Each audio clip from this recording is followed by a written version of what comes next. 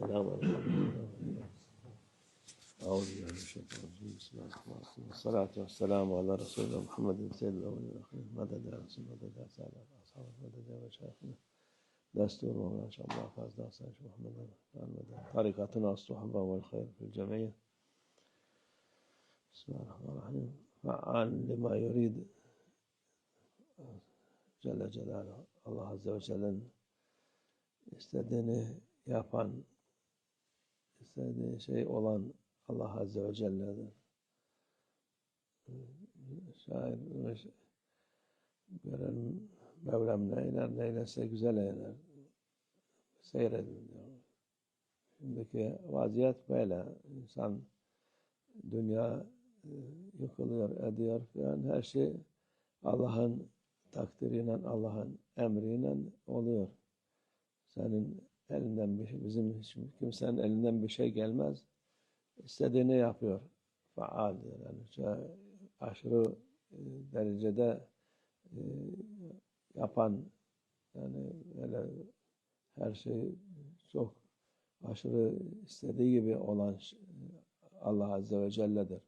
Onun karşısına, iradesine bir şey geçemez. Onun iradesinin önüne hiçbir şey geçemez. Onun için İslam teslimdir. Teslim olarsın Allah Azze ve Celle'ye.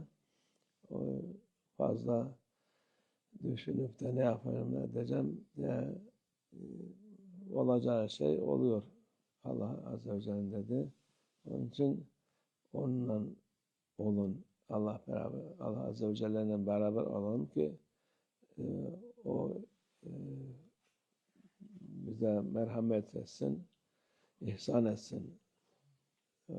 Endişeye, korkuya gerek yok.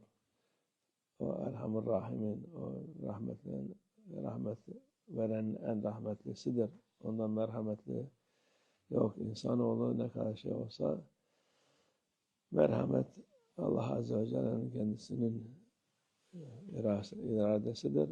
Onun güzel sıfatlarından bir sıfattır Peygamber Allah Azze ve Celle sallallahu aleyhi ve sellem'in Allah Celle Celaluhu'nun sıfatı merhamettir. Onun için Müslüman her şeyini Allah'a teslim etmiş. Onun iradesi Allah'ın izniyle Müslümana faydadır. Müslüman olmayana da kahardır, azaptır. Allah muhafaza etsin. Allah rahat olalım inşallah. Hayatımız her şey gelip geçer rahat rahat, teslim olana, teslim olmayana devamlı eziyet, ızdırap, rahatsızlık. Allah muhafaza etsin. Allah muhafaza etsin hepimiz inşallah. Ve minallah tevfik. El Fatiha.